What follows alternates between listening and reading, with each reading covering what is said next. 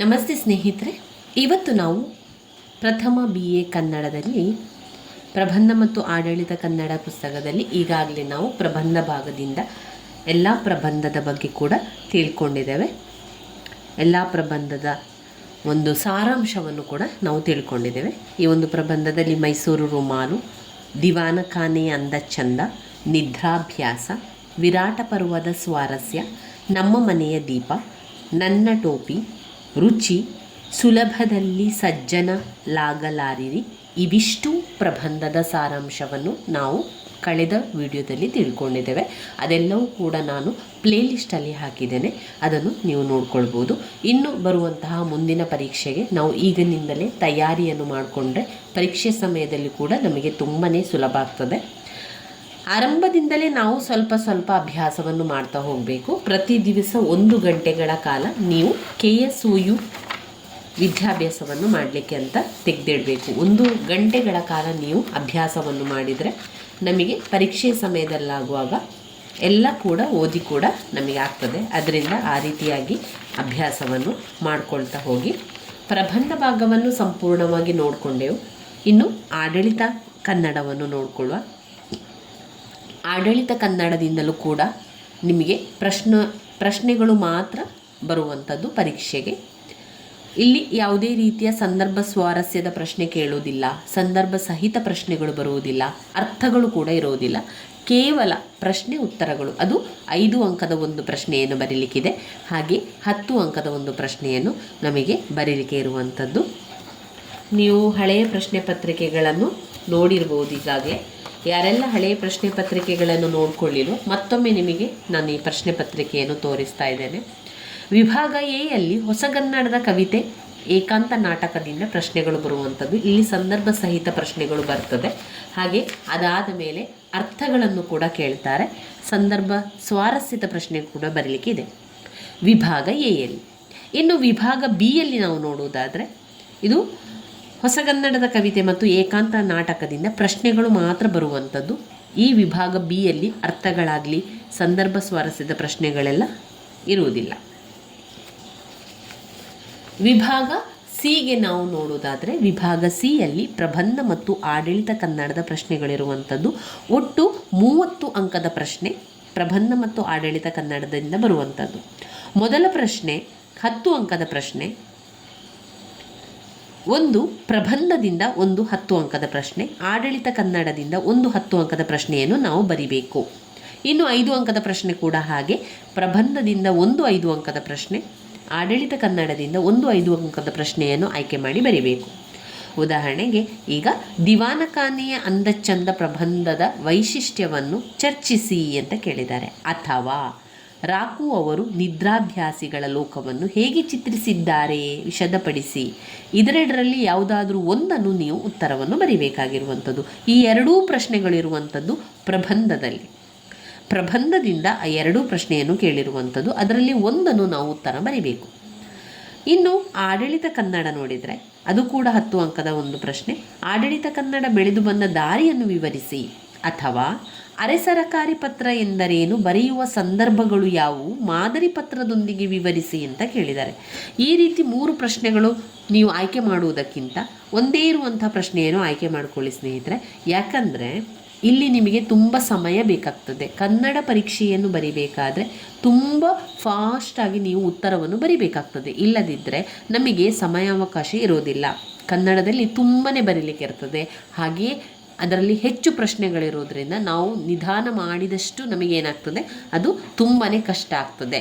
ಅದರಿಂದ ಫಾಸ್ಟಾಗಿ ಕನ್ನಡ ಪರೀಕ್ಷೆಯನ್ನು ಬರೀಬೇಕು. ಅದರ ಜೊತೆಗೆ ನೀವೇನು ಮಾಡಬೇಕು, ಆದಷ್ಟು ಪಾಯಿಂಟ್ಸ್ಗಳಿರುವಂಥದ್ದನ್ನು ಆಯ್ಕೆ ಮಾಡಿಕೊಳ್ಬೇಕು. ಅದರಲ್ಲಿ 2-3 ಪ್ರಶ್ನೆಗಳಿದ್ದರೆ ಅದನ್ನು ಆಯ್ಕೆ ಮಾಡಬೇಡಿ.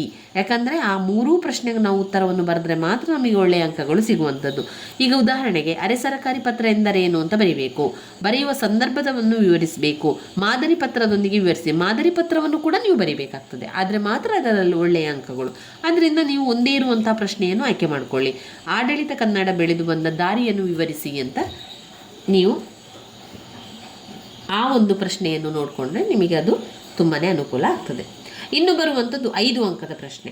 ನಮ್ಮ ಮನೆಯ ದೀಪ ಅಥವಾ ಸುನಂದ ಬೆಳಗಾವ್ಕರ್ ಅವರ ಅವರ ಬಗ್ಗೆ ಬರೀಲಿಕ್ಕೆ ಇರುವಂಥದ್ದು. ಇದು ಪ್ರಬಂಧದಿಂದ ಕೊಟ್ಟಿರುವಂತಹ ಪ್ರಶ್ನೆ. ನಮ್ಮ ಮನೆಯ ದೀಪದ ಬಗ್ಗೆ ಬರೆಯಿರಿ, ಟಿಪ್ಪಣಿ ಬರೆಯಿರಿ. ಅಥವಾ ಸುನಂದ ಬೆಳಗಾವ್ಕರ್ ಅವರು ಏನು ಹೇಳಿದ್ದಾರೆ, ಸುನಂದ ಬೆಳಗಾವ್ಕರ್ ಅವರು ಯಾವ ಊರಿನವರು, ಅವರು ಅಲ್ಲಿಯ ಊರಿನ ಬಗ್ಗೆ ಯಾವ ರೀತಿ ನಮಗೆ ವಿವರಿಸಿದ್ದಾರೆ, ಅಲ್ಲಿನ ಯಾವ ರುಚಿ ಅವರಿಗೆ ತುಂಬಾ ಇಷ್ಟ, ಹಾಗೆ ಅಲ್ಲಿನ ಒಂದು ಜನರು ಯಾವ ರೀತಿ ಇದ್ದಾರೆ ಎನ್ನುವಂಥದ್ದನ್ನೆಲ್ಲ ನಾವು ಈ ಒಂದು ಟಿಪ್ಪಣಿಯಲ್ಲಿ ಬರಿತಾ ಹೋಗಬೇಕು.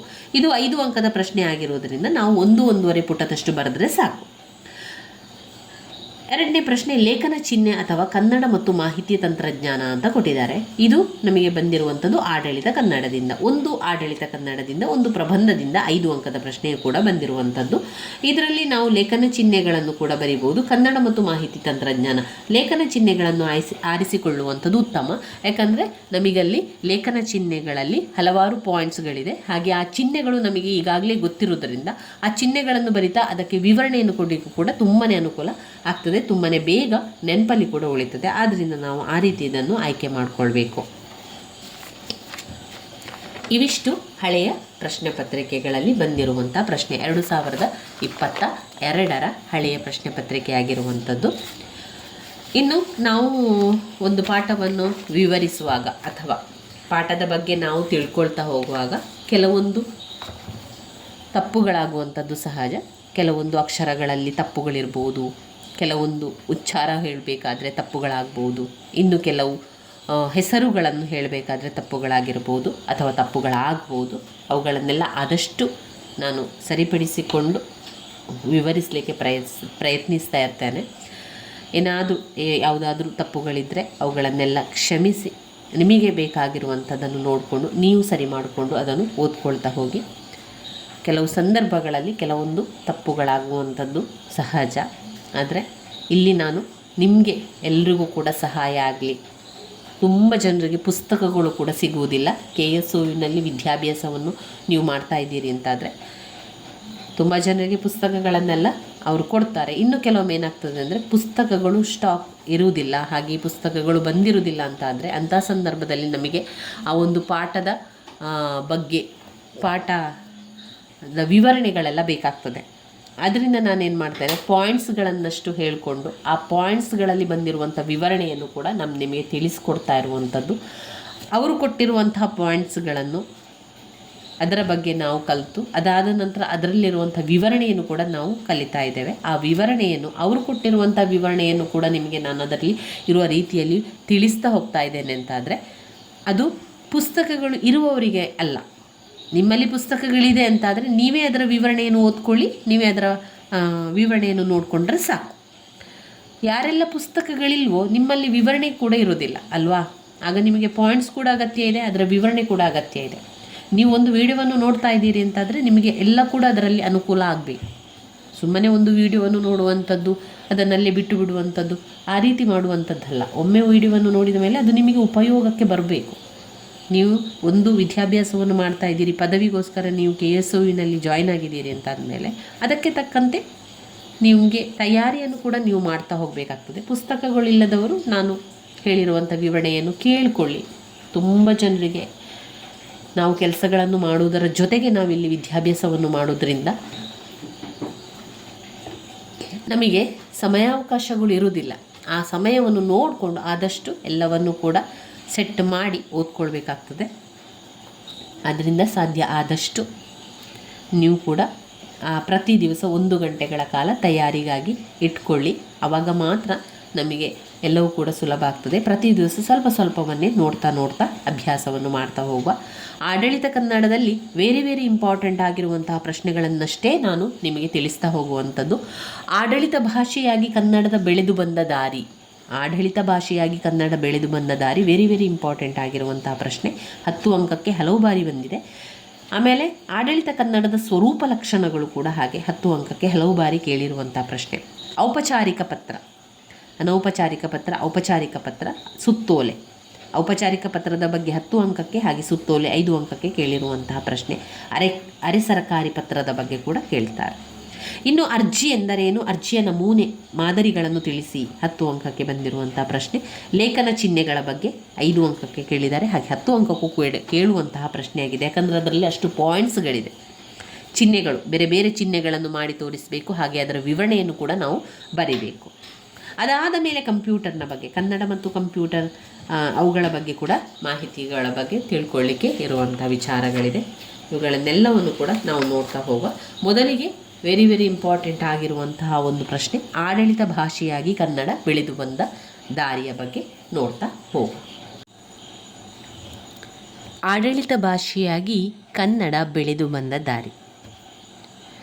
ಕನ್ನಡ ಆಡಳಿತ ಭಾಷೆಯಾಗಿ ಬಳಕೆಯಾದದ್ದು ಯಾವತ್ತಿನಿಂದ ಅಂತ ನಮಗೆ ಇದುವರೆಗೂ ಕೂಡ ಯಾರಿಗೂ ಕೂಡ ಗೊತ್ತಿಲ್ಲ. ನಿರ್ದಿಷ್ಟ ಇದೇ ಸಮಯಕ್ಕೆ ಆಗಿದೆ ಅಥವಾ ಕನ್ನಡವನ್ನು ಆಡಳಿತ ಭಾಷೆಯಾಗಿ ಅದನ್ನು ಬಳಸಿದ್ರು ಎನ್ನುವುದಕ್ಕೆ ನಮಗೆ ಅದಕ್ಕೆ ತಕ್ಕಂತಹ ಯಾವುದೇ ರೀತಿಯ ಆಧಾರಗಳು ನಮ್ಮಲ್ಲಿ ಇಲ್ಲ. ಬೇರೆ ಬೇರೆ ಕಾಲದ ಶಾಸನಗಳು ಎಷ್ಟೋ ವಿಚಾರಗಳು ಕನ್ನಡದ ಬಗ್ಗೆ ಬರಿತಾನೆ ಇದ್ದು, ಅನೇಕ ಶಾಸನಗಳು ಕನ್ನಡದ ಅನೇಕ ವಿಚಾರಗಳನ್ನು ನಮಗೆ ತಿಳಿಸಿದೆ. ಆದರೆ ಕನ್ನಡ ಭಾಷೆಯನ್ನು ಆಡಳಿತ ಭಾಷೆಯಾಗಿ ಬಳಕೆ ಮಾಡಿರುವಂತಹ ಸ್ವರೂಪದ ಬಗ್ಗೆ, ಅವುಗಳ ಬಗ್ಗೆ ನಮಗೆ ಯಾವುದೇ ರೀತಿಯ ಶಾಸನಗಳಲ್ಲಿ ಅವುಗಳ ಒಂದು ಇಂತಿಷ್ಟು ನಿರ್ದಿಷ್ಟವಾದ ಸಮಯದ ಬಗ್ಗೆ ನಮಗೆ ತಿಳಿಸಲಿಲ್ಲ. ಶಾಸನಗಳನ್ನು ಸಾಮಾನ್ಯವಾಗಿ ಮಾಡ್ತಾ ಇದ್ದದ್ದು ರಾಜಮನೆತನದವರು ರಾಜರು ಶಾಸನಗಳನ್ನು ಬರೆಸ್ತಾ ಇದ್ರು.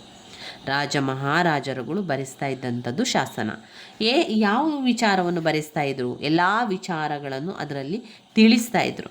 ಅದರಲ್ಲಿ ಆಡಳಿತಕ್ಕೆ ಸಂಬಂಧಿಸಿದ ವಿಷಯಗಳನ್ನು ಜನರಿಗೆ ತಿಳಿಯುವ ಭಾಷೆಯಲ್ಲಿ ಅದನ್ನು ಕೆತ್ತಿಸ್ತಾ ಇದ್ರು. ರಾಜಮನೆತನದವರು ಶಾಸನಗಳನ್ನು ಬರೆಸ್ತಾ ಇದ್ದಂತಹ ಸಂದರ್ಭದಲ್ಲಿ ಅವರೇನು ಮಾಡ್ತಾಯಿದ್ರು ಅಂತ ಹೇಳಿದರೆ, ಆಡಳಿತಕ್ಕೆ ಸಂಬಂಧಿಸಿದ ವಿಷಯಗಳನ್ನು ಜನರಿಗೆ ತಿಳಿಯುವಂತಹ ಭಾಷೆಯಲ್ಲಿ ಅದನ್ನು ಕೆತ್ತಿಸ್ತಾ ಇದ್ರು. ಕೆಲವು ಕಲ್ಲು ಬಂಡೆಗಳಲ್ಲಿ ಕೆತ್ತಿಸ್ತಾ ಇದ್ರು, ಇನ್ನು ಕೆಲವು ಬರವಣಿಗೆಯ ಮೂಲಕ ಬರಿತಾ ಇದ್ರು. ಮೌರ್ಯರು ಮತ್ತು ಶಾತವಾಹನರು ಆಡಳಿತಕ್ಕೆ ಒಳಪಟ್ಟಂತಹ ಸಂದರ್ಭದಲ್ಲಿ ಮೌರ್ಯ ರಾಜವಂಶಸ್ಥರು ಮತ್ತು ಶಾತವಾಹನರಾದಂತಹ ರಾಜರು ಅವರ ಆಡಳಿತಕ್ಕೆ ಒಳಪಟ್ಟಂತಹ ಒಂದು ಸಂದರ್ಭದಲ್ಲಿ ಏನು ಮಾಡಿದರು ಅಂತ ಹೇಳಿದರೆ, ಕರ್ನಾಟಕದ ಪ್ರದೇಶದಲ್ಲಿ ಆಡಳಿತ ಭಾಷೆಯಾಗಿ ಪ್ರಾಕೃತವನ್ನು ಬಳಸ್ತಾ ಇದ್ದು ತಿಳಿಯುತ್ತದೆ. ಆದರೆ ಅನಂತರದಲ್ಲಿ ದೇಶೀಯ ರಾಜರುಗಳ ಆಡಳಿತದ ಕಾಲದಲ್ಲಿ ಕನ್ನಡವೇ ಆಡಳಿತ ಭಾಷೆಯನ್ನಾಗಿ ಮಾಡ್ತಾ ಹೋದರು. 2000 ವರ್ಷಗಳ ಪ್ರಾಚೀನತೆ ಇದೆ ಕನ್ನಡ ಭಾಷೆಗೆ. ಇವತ್ತು ನಿನ್ನೆ ಬಂದಿರುವಂತಹ ಭಾಷೆಯಲ್ಲ ಅದು. ಕನ್ನಡ ಭಾಷೆ ಎನ್ನುವಂಥದ್ದು ಎಷ್ಟೋ ಸಾವಿರ ವರ್ಷಗಳ ಹಿಂದೆ ಇದ್ದಂಥದ್ದು. ಎಷ್ಟೆಷ್ಟೋ ಸಾವಿರ ವರ್ಷಗಳ ಹಿಂದೆ ಆಡಳಿತದಲ್ಲಿ ಕನ್ನಡ ಭಾಷೆಯನ್ನು ಬಳಸ್ತಾ ಇದ್ರು. ರಾಜರ ಕಾಲದಲ್ಲಿ ನಾವು ತಿಳಿಬೇಕಾಗಿರುವಂಥ ವಿಚಾರ ಅಥವಾ ಇಲ್ಲಿ ಪ್ರಶ್ನೆಯಾಗಿ ಬಂದಿರುವಂಥದ್ದು, ಆಡಳಿತ ಭಾಷೆಯಾಗಿ ಕನ್ನಡ ಬೆಳೆದು ಬಂದ ದಾರಿ ಯಾವುದು ಅಂತ ಕೇಳಿದ್ದಾರೆ. ಯಾವೆಲ್ಲ ದಾರಿಯಲ್ಲಿ ಆಡಳಿತದಲ್ಲಿ ಕನ್ನಡ ಭಾಷೆಯನ್ನು ಬಳಸಿದರು? ಮೊದಲನೆಯದಾಗಿ ರಾಜಮನೆತನದವರ ಕಾಲದಲ್ಲಿ ಆಡಳಿತ ಭಾಷೆಯಾಗಿ ಕನ್ನಡವನ್ನು ಬಳಸಿದರು. ಅದಾದ ನಂತರ ಬ್ರಿಟಿಷರು ಬಂದಂಥದ್ದು. ಬ್ರಿಟಿಷರ ಕಾಲದಲ್ಲಿ ಕೂಡ ಆಡಳಿತ ಭಾಷೆಯಾಗಿ ಕನ್ನಡವನ್ನೇ ಮುಂದುವರಿಸಿಕೊಂಡು ಹೋಗ್ತಾರೆ. ಅದಾದ ನಂತರ ಬರುವಂಥದ್ದು ಈ ಒಂದು ಪ್ರಜಾಸತ್ತಾತ್ಮಕ ರಾಜ್ಯ, ಪ್ರಜಾಪ್ರಭುತ್ವದಲ್ಲಿ ಕೂಡ ಆಡಳಿತ ಭಾಷೆಯಾಗಿ ಕನ್ನಡವೇ ಮುಂದುವರಿಯುವಂಥದ್ದು. ಇಲ್ಲಿ 3 ಪಾಯಿಂಟ್ಸ್ಗಳನ್ನು ಕಾಣುವಂಥದ್ದು. ಮೊದಲನೆಯದಾಗಿ ರಾಜಮನೆತನದವರ ಕಾಲದಲ್ಲಿ ಆಳ್ವಿಕೆಯಲ್ಲಿ ಕನ್ನಡ, 2 ಬ್ರಿಟಿಷರ ಆಳ್ವಿಕೆಯ ಕಾಲದಲ್ಲಿ ಕನ್ನಡ, 3 ಪ್ರಜಾಪ್ರಭುತ್ವದಲ್ಲಿ ಕನ್ನಡ. ಇವಿಷ್ಟು ರೀತಿಗಳಲ್ಲಿ ಆಡಳಿತ ಭಾಷೆಯಾಗಿ ಕನ್ನಡವು ಬೆಳೆದು ಬಂದಿರುವಂತಹ ದಾರಿ, ಏನೆಲ್ಲ ವಿಚಾರಗಳು ಅದರಲ್ಲಿ ಬರ್ತದೆ ಎನ್ನುವಂಥದ್ದನ್ನು ನಾವು ತಿಳಿತಾ ಹೋಗಬೇಕು.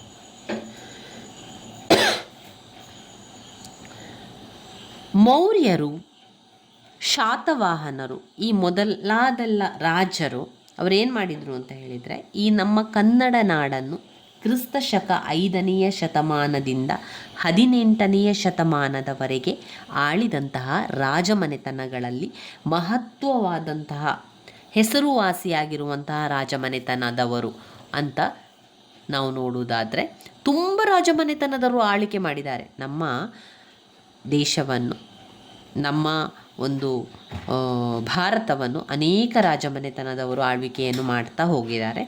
ಅದರಲ್ಲಿ ಕೆಲವು ರಾಜಮನೆತನದವರು ತುಂಬಾ ಪ್ರಸಿದ್ಧಿಯನ್ನು ಪಡೆದಿರುವಂತಹ ರಾಜಮನೆತನ. ಅದರಲ್ಲಿ ಬನವಾಸಿಯ ಕದಂಬರು, ಗಂಗರು, ಬಾದಾಮಿ ಚಾಲುಕ್ಯರು, ರಾಷ್ಟ್ರಕೂಟರು, ಹೊಯ್ಸಳರು, ವಿಜಯನಗರದ ಅರಸರು, ಬಹುಮನಿ ಸುಲ್ತಾನರು, ಮೈಸೂರು ಅರಸರು ಇವೆಲ್ಲ ರಾಜಮನೆತನದವರಾಗಿದ್ದು, ಈ ರಾಜಮನೆತನದವರಲ್ಲಿ ಆ ರಾಜಮನೆತನ ತುಂಬಾ ಹೆಸರುವಾಸಿಯಾಗಿ ಆಡಳಿತವನ್ನು ಮಾಡಿರುವಂತಹ ಒಂದು ರಾಜವಂಶ. ಈ ರಾಜವಂಶಗಳು ಕನ್ನಡವನ್ನೇ ಆಡಳಿತ ಭಾಷೆಗೆ ಬಳಸಿಕೊಂಡರು. ಆಡಳಿತ ಭಾಷೆಯಲ್ಲಿ ಕನ್ನಡವನ್ನು ಬಳಸಿಕೊಂಡಂತಹ ಪುರಾತನವಾದಂತಹ ಅತ್ಯಂತ ಪ್ರಾಮುಖ್ಯತೆ ಮಹತ್ವವನ್ನು ಪಡೆದಂತಹ ರಾಜಮನೆತನ ಅಂತ ಹೇಳಿದರೆ ಈ ರಾಜಮನೆತನ. ಅದನ್ನು ನೆನಪಲ್ಲಿಟ್ಕೊಳ್ಳಿ, ಅದನ್ನೇ ಪಾಯಿಂಟ್ಸ್ ಆಗಿ ನಾವು ತಗೊಳ್ತಾ ಹೋಗಬೇಕು. ಯಾವೆಲ್ಲ ರಾಜಮನೆತನ? ಬನವಾಸಿ ಕದಂಬರು, ಗಂಗರು, ಬಾದಾಮಿ ಚಾಲುಕ್ಯರು, ರಾಷ್ಟ್ರಕೂಟರು, ಹೊಯ್ಸಳರು, ವಿಜಯನಗರದ ಅರಸರು, ಬಹುಮನಿ ಸುಲ್ತಾನರು, ಮೈಸೂರು ಅರಸರು. ಈ ರಾಜಮನೆತನದವರ ಹೆಸರನ್ನು ನೆನಪಲ್ಲಿಟ್ಕೊಳ್ಳಿ. ಈ ಎಲ್ಲ ರಾಜಮನೆತನದವರು ಕೂಡ ಆಡಳಿತದಲ್ಲಿ ಕನ್ನಡ ಭಾಷೆಯನ್ನು ಬಳಸಿಕೊಂಡರು. ನಂತರ ನಮಗೆ ಲಭ್ಯವಿರುವಂತಹ ಅತ್ಯಂತ ಪ್ರಾಚೀನ ಕನ್ನಡದ ಶಾಸನ ಅಂತ ಹೇಳಿದರೆ ಅದು ಹಲ್ಮಿಡಿ ಶಾಸನ. ತುಂಬಾ ಹಳೆಯದಾದಂತಹ ಪ್ರಾಚೀನವಾದಂತಹ ಪ್ರಾಮುಖ್ಯತೆಯನ್ನು ಪಡೆದುಕೊಂಡಂತಹ ಒಂದು ಶಾಸನ ಕ್ರಿಸ್ತಶಕ 450 ಕಾಲದ ಹಲ್ಮಿಡಿ ಶಾಸನ ಅಂತ ತಿಳಿದು ಬರ್ತದೆ. ಅದು ಬೇಲೂರು ಹೋಬಳಿ ಹಲ್ಮಿಡಿ ಗ್ರಾಮದಲ್ಲಿ ವೀರಭದ್ರ ದೇವಸ್ಥಾನದ ಮುಂದೆ ನಟ್ಟಿದ್ದ ಶಿಲಾಶಾಸನ. ತುಂಬ ಹಳೆಯದಾದಂತಹ ಶಾಸನ ಹಲ್ಮಿಡಿ ಶಾಸನ. ಹಲ್ಮಿಡಿ ಶಾಸನವು ಬೇಲೂರು ಹೋಬಳಿ ಹಲ್ಮಿಡಿ ಗ್ರಾಮದಲ್ಲಿ ವೀರಭದ್ರ ದೇವಸ್ಥಾನದ ಮುಂದೆ ಇರುವಂತಹ ಶಿಲಾಶಾಸನ. ಇದು ಕದಂಬರ ಕಾಕುಸ್ಥವರ್ಮ ಬರೆಸಿರುವಂತಹ ದಾನ ಶಾಸನವಾಗಿದೆ. ಹಲ್ಮಿಡಿ ಶಾಸನ ಅತ್ಯಂತ ಪ್ರಾಚೀನವಾದ ಕನ್ನಡ ಶಾಸನವಾಗಿದೆ. ಯಾರು ಬರೆದಿದ್ದಾರೆ? ಕಾಕುಸ್ಥವರ್ಮ ಬರೆದಿರುವಂತಹ ದಾನ ಶಾಸನವಾಗಿದೆ. ಸಂಸ್ಕೃತ ಮಿಶ್ರಣವಿರುವಂತಹ ಒಂದು ಆಗಿನ ಕಾಲದ ಕನ್ನಡವನ್ನು ಶಾಸನದ ಈ ಒಂದು ಭಾಗದಿಂದ ತಿಳ್ಕೊಳ್ಬೋದು. ಹಳೆಗನ್ನಡದ ರೂಪದಲ್ಲೂ ಕೂಡ ಇರುವಂಥದ್ದು. ಇದರ ಸರಳ ಅನುವಾದ ಈ ರೀತಿಯಾಗಿದೆ. ಕೇಕಯ್ಯರನ್ನು ಮತ್ತು ಪಲ್ಲವರನ್ನು ದಂಡೆತ್ತಿ ಹೋಗಿ ಸೋಲಿಸಿ ವಿಜಯಶಾಲಿಯಾದ ವಿಜಯ ಅರಸನಿಗೆ ಬಾಳ್ಗಿಚ್ಚಾಗಿ ಪಲ್ಮಡಿಯನ್ನು ಮೃಗೇಶ ಮತ್ತು ನಾಗ ಎಂಬವರು ಬಟಾರಿ ಕುಲದ ಕದಂಬನ ಆಜ್ಞಾನುಸಾರ ಕೊಟ್ಟರು. ಬಟಾರಿ ಕುಲದವನು ಕದಂಬನು ಈ ಶಾಸನವನ್ನು ಕದ್ದವನು ಮಹಾಪಾತಕನು ಅಂತ ಆ ಒಂದು ಶಾಸನದಲ್ಲಿ ಬರೆದಿರುವಂಥದ್ದು. ಇಲ್ಲಿ ಬಳಕೆಯಾಗಿರುವಂತಹ ಒಂದು ಭಾಷೆ ಅಂತ ಹೇಳಿದರೆ ಅದು ಹಳೆಗನ್ನಡ. ಪೂರ್ವದಲ್ಲಿ ಬಳಸ್ತಾ ಇದ್ದಂತಹ ಕನ್ನಡ, ಪೂರ್ವದ ಹಳೆಗನ್ನಡ ಅಂತಲೇ ಹೇಳ್ಬೋದು. ಇದು ರಾಜಾಜ್ಞೆಯ ಮಾದರಿ ಕೂಡ ಹೌದು. ಮುಖ್ಯವಾಗಿ ಆಗ ಕನ್ನಡವೇ ಆಡಳಿತದ ಭಾಷೆಯಾಗಿ ಬಳಸ್ತಾ ಇದ್ದರು. ಈ ಒಂದು ರೀತಿಯ ಮಾದರಿಯ ಅಸಂಖ್ಯಾತ ಶಾಸನಗಳು ಕೂಡ ನಮಗೆ ದೊರಕಿದೆ.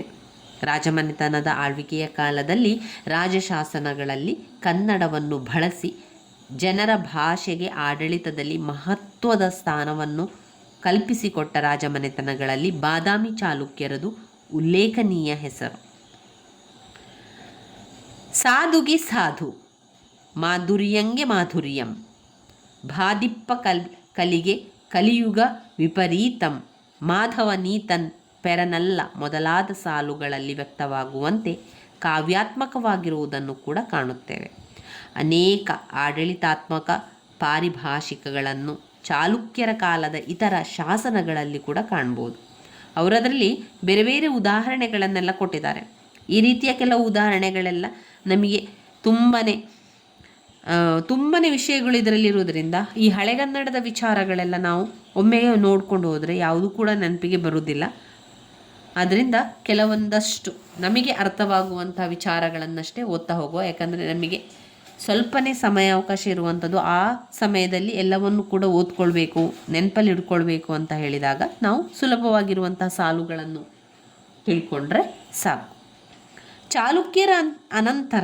ಚಾಲುಕ್ಯ ರಾಜರ ಅನಂತರದಲ್ಲಿ 2 ಶತಮಾನಕ್ಕೂ ಮಿಕ್ಕಿ ರಾಜ್ಯವಾಳಿದಂತಹ ರಾಷ್ಟ್ರಕೂಟರ ಆಳ್ವಿಕೆಯ ಕಾಲದಲ್ಲೂ ಕನ್ನಡ ಭಾಷೆ ಆಡಳಿತ ವ್ಯಾಪ್ತಿಯಲ್ಲಿ ಗಣ್ಯ ಸ್ಥಾನವನ್ನೇ ಹೊಂದಿರ್ತದೆ. ಹೊಸ ಹೊಸ ಆಡಳಿತ ಪದಗಳಿರ್ಬೋದು, ಅಲ್ಲಿನ ಒಂದು ಪದವಿ ರಚಿತಗೊಳ್ಳುವಂಥದ್ದಿರ್ಬೋದು, ರಾಜ್ಯದ ಅತಿದೊಡ್ಡ ಭಾಗವನ್ನು ಮಂಡಲವನ್ನು ರಾಷ್ಟ್ರ ಅಂತ ಕರೆಯುವಂಥದ್ದು, ಈ ಎಲ್ಲ ಒಂದು ವಿಚಾರಗಳು ಬಂದಿರುವಂಥದ್ದು ಅದೆಷ್ಟೋ ವರ್ಷಗಳ ಹಿಂದೆ. ದೇವಾಲಯಗಳಿಗೆ ಬ್ರಾಹ್ಮಣರಿಗೆ, ಆ ದೇವಾಲಯಗಳನ್ನು ಬ್ರಾಹ್ಮಣರಿಗೆ ಬಿಟ್ಟುಕೊಟ್ಟ ಭೂಮಿಯನ್ನು ದೇವದಾಯ ಬ್ರಹ್ಮದಾಯ ಅಂತ ಕರೀತಾ ಇದ್ರು. ಹೀಗೆ ಅದಾದ ನಂತರ ಚಾಲುಕ್ಯರಾಯಿತು. ಅದಾದ ಮೇಲೆ ಬಂದ ರಾಷ್ಟ್ರಕೂಟರ ಅನಂತರ ನಾಡು ಕಂಡ ಸಮರ್ಥ ರಾಜ ಮನೆತನ 300 ವರ್ಷಗಳ ಆಡಳಿತವನ್ನು ನಡೆಸಿದರು. ಯಾರು? ಹೊಯ್ಸಳರು. ಅವರ ಸಾಂಸ್ಕೃತಿಕ ಕೊಡುಗೆ ಮಹತ್ವವಾದದ್ದು. ಜೊತೆಗೆ ಆಡಳಿತದಲ್ಲಿ ಅವರದೇ ಒಂದು ವಿಶಿಷ್ಟ ವ್ಯವಸ್ಥೆಯ ಒಳಗೆ ಕನ್ನಡಕ್ಕೆ ಆಡಳಿತಾತ್ಮಕ ಆಯಾಮವನ್ನು ಒದಗಿಸ್ತಾರೆ. ಇನ್ನು ನಾಡಪ್ರಭುಗಳು. ಅದಾದ ನಂತರ ವಿಜಯನಗರ ಸಾಮ್ರಾಜ್ಯ ವೈಭವ ವಿಸ್ತಾರಗಳಿಂದ ಪ್ರಸಿದ್ಧವಾದುದು. ಅವರ ಕಾಲದಲ್ಲಿ ಕನ್ನಡವೇ ಆಡಳಿತ ಭಾಷೆಯಾಗಿದ್ದರೂ ಕೂಡ ಅನ್ಯ ಭಾಷೆ ಪ್ರದೇಶಗಳಲ್ಲಿರುವ ಕೆಲವು ಶಾಸನಗಳು ಆಯಾ ಭಾಷೆಯಲ್ಲಿದೆ. ಅವುಗಳು ಕೂಡ ಕನ್ನಡ ಲಿಪಿಯಲ್ಲಿ ಕೆತ್ತಲ್ಪಟ್ಟಿರುವುದು ಒಂದು ಗಮನಾರ್ಹವಾದ ವಿಷಯ. ರಾಜ್ಯಾಡಳಿತದಲ್ಲಿ ಮಹಾಪ್ರಧಾನಿ, ದಳಾಧ್ಯಕ್ಷ, ಸಾಮಂತಾಧಿಪತಿ, ರಾಜಭಂಡಾರಿ, ರಾಜಗುರು ಮೊದಲಾದವರು ಆಧಾರ ಸ್ತಂಭಗಳಾಗಿದ್ದರು. ತೆರಿಗೆ ಸುಂಕಗಳಲ್ಲಿ ಆಮದಾದ ಸರಕುಗಳ ಮೇಲೆ ಸ್ಥಳಧಾಮ, ರಫ್ತಿನ ಸರಕಿಗೆ ಮಾಮೂಲುಧಾಮ, ರಾಜ್ಯದಲ್ಲಿ ಹಾದು ಹೋಗುವ ವ್ಯಾಪಾರಿ ಸರಕಿಗೆ ಮಾರ್ಗಧಾಮ ಎಂದು ಹೆಸರು ಕೂಡ ಇತ್ತು. ಈ ರೀತಿ ಬೇರೆ ಬೇರೆ ಹೆಸರುಗಳಿಂದ ಕೂಡಿತ್ತು. ಎಷ್ಟೋ ಹೆಸರುಗಳಿತ್ತು. ಅದೆಲ್ಲ ಕೂಡ ಶಾಸನಗಳಲ್ಲಿ ನಮಗೆ ಸಿಕ್ಕಿರುವಂತಹ ಆಧಾರಗಳಾಗಿದೆ. ಇನ್ನು ಮೈಸೂರು ಒಡೆಯರ ಕಾಲದಲ್ಲಿ ಸಹಜವಾಗಿಯೇ ಆಡಳಿತದಲ್ಲಿ ಕನ್ನಡವೇ ಹೆಚ್ಚು ಪ್ರಬಲವಾಗಿ ಬಂದಿತ್ತು. ಮೈಸೂರು ಅರಸರು ಏನು ಮಾಡಿದರು? ಶೃಂಗೇರಿ ಮಠಕ್ಕೆ ಬರೆದಿರುವಂತಹ ಒಂದು ಪತ್ರ ಭಿನ್ನವತ್ತಲೆಗಳಲ್ಲಿ ಅಂದಿನ ಆಡಳಿತ ಕನ್ನಡದ ಮಾದರಿಯನ್ನು ಕೂಡ ನಾವು ಗುರುತಿಸಿಕೊಳ್ಬೋದು. ಚಿಕ್ಕದೇವರಾಜ ಒಡೆಯರ ಕಾಲದಲ್ಲಿ ಸರಕಾರದ ಆಡಳಿತವನ್ನು 18 ಇಲಾಖೆಗಳಾಗಿ ವಿಂಗಡಿಸಲಾಯಿತು. ಅವುಗಳಿಗೆ ಅಠಾರ ಕಚೇರಿ ಎಂಬ ಹೆಸರು ಕೂಡ ಬಂತು. ಈಗಲೂ ಕೂಡ ಆ ಹೆಸರು ಪ್ರತಿಧ್ವನಿಸ್ತಾ ಇದೆ. ವಿಜಯನಗರ ಸಾಮ್ರಾಜ್ಯದ ಪತನಾನಂತರ ಕೆಲವು ಪ್ರದೇಶಗಳು ಆದಿಲ್ ಶಾಹಿ ಸುಲ್ತಾನರ, ಬಹಮನಿ ಸುಲ್ತಾನರ, ಇನ್ನು ಕೆಲವು ಪ್ರದೇಶಗಳು ಮರಾಠರ ಆಳ್ವಿಕೆಗೆ ಒಳಪಟ್ಟಿತ್ತು. ಆ ಕಾಲದಲ್ಲಿ ಪರ್ಷಿಯನ್, ಮರಾಠಿ ಭಾಷೆಗಳು ಆಡಳಿತದಲ್ಲಿ ಬಳಕೆಗೊಂಡರೂ ಕನ್ನಡವು ತನ್ನ ಸ್ಥಾನವನ್ನು ಉಳಿಸಿಕೊಂಡಿತ್ತು.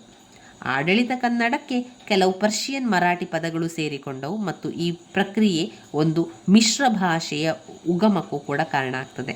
ಪಾರಸಿ, ಅರಬ್ಬಿ, ಮರಾಠಿ ಕನ್ನಡಗಳು ಬೆರೆತು ರೇಖ್ತಾ ಎಂಬ ಭಾಷೆ ಅಸ್ತಿತ್ವಕ್ಕೆ ಬರ್ತದೆ. ಅದುವೇ ಉರ್ದು ಆಗಿ ಬಳಕೆಗೆ ಬಂತು. ರೇಖ್ತಾ ಅಂತ ಹೇಳ್ತಾ ಇದ್ರು. ಉರ್ದು ಆಗಿ ಬಳಕೆಗೆ ಬಂದದ್ದು ಅದುವೇ ಆಗಿತ್ತು. ಇನ್ನು ನಂತರ ನಾವು ನೋಡುವುದಾದರೆ ಹೈದರಾಲಿ ಟಿಪ್ಪು ಸುಲ್ತಾನರು ಆಡಳಿತದಲ್ಲಿ ಅವರು ಕೂಡ ಏನು ಮಾಡಿದರು? ಆಡಳಿತದಲ್ಲಿ ಕನ್ನಡ ಭಾಷೆಯನ್ನೇ ಬಳಸಿಕೊಂಡರು, ಅದನ್ನೇ ಮುಂದುವರಿಸ್ತಾ ಹೋದರು. ಹೈದರನ ಕಾಲದಲ್ಲಿ ಖಜಾನೆ ಲೆಕ್ಕ, ನಗದು ವ್ಯವಹಾರಕ್ಕೆ ಸಂಬಂಧಪಟ್ಟಂತಹ ಎಲ್ಲ ಸಂಪೂರ್ಣ ಕನ್ನಡದಲ್ಲೇ ಇತ್ತು. ಕೃಷ್ಣರಾವ್ ಮರಾಠಿಯಲ್ಲಿ ದಾಖಲೆಗಳನ್ನು ಇಡುತ್ತಿದ್ದರೆಂದು ತಿಳಿಯುತ್ತದೆ. ಟಿಪ್ಪುವಿನ ಕಾಲದಲ್ಲೂ ಕೂಡ ತರಫ್ದಾರರು ಕನ್ನಡದಲ್ಲಿ ಕಂದಾಯ ವಿವರಗಳನ್ನು ಲೆಕ್ಕವನ್ನು ಮಾಡ್ತಾಯಿದ್ರು. ಅವುಗಳ ಮರಾಠಿ ಪಾರಸಿ ಪ್ರತಿಗಳನ್ನು ಕೂಡ ತಯಾರಿಸ್ತಾ ಇದ್ರು. ಹೈದರಾಲಿ ಟಿಪ್ಪು ಸುಲ್ತಾನರು ಶೃಂಗೇರಿ ಮಠದೊಂದಿಗೆ ನಡೆಸುತ್ತಿದ್ದ ಪತ್ರ ವ್ಯವಹಾರಗಳಲ್ಲಿ ಕೂಡ ಬಳಕೆಯಾಗ್ತಾ ಇದ್ದಂತಹ ಕನ್ನಡ ಆಗಿನ ಆಡಳಿತ ಕನ್ನಡದ ಸ್ವರೂಪವನ್ನು ನಮಗೆ ತಿಳಿಸ್ಕೊಡ್ತದೆ. ರುಸುಮ್, ಅಹವಾಲು, ಕಾವಂದರು, ಜನಾಬರು ಮೊದಲಾದ ಅನೇಕ ಪದಗಳು ಆ ಕಾಲದಲ್ಲಿ ಆಡಳಿತ ಕನ್ನಡಕ್ಕೆ ಸೇರಿಸ್ತಾ ಇದ್ರು. ವಿವಿಧ ರಾಜಮನೆತನದವರ ಕಾಲದಲ್ಲಿ ರಚಿತವಾದಂತಹ ಶಿಲಾಶಾಸನ, ತಾಮ್ರಶಾಸನಗಳಲ್ಲಿ, ಚರಿತ್ರೆಯ ಇತರ ದಾಖಲೆಗಳಲ್ಲಿ ಕನ್ನಡ ಭಾಷೆ ಆಡಳಿತ ಕ್ಷೇತ್ರದಲ್ಲಿ ಬಳಕೆಗೊಳ್ಳುತ್ತಿದ್ದುದು ನಾವು ಕಾಣ್ಬೋದು. ಈ ರೀತಿಯಾಗಿ ಅನೇಕ ಶಾಸನಗಳನ್ನೆಲ್ಲ ಮಾಡಿ ಅದರಲ್ಲಿ ಎಲ್ಲ ವಿಚಾರಗಳನ್ನು ಬರಿತಾ ಹೋಗ್ತಾರೆ ಅವರು. ಈ ರೀತಿಯಾಗಿ ಮಾಡ್ತಾ ಹೋದರು.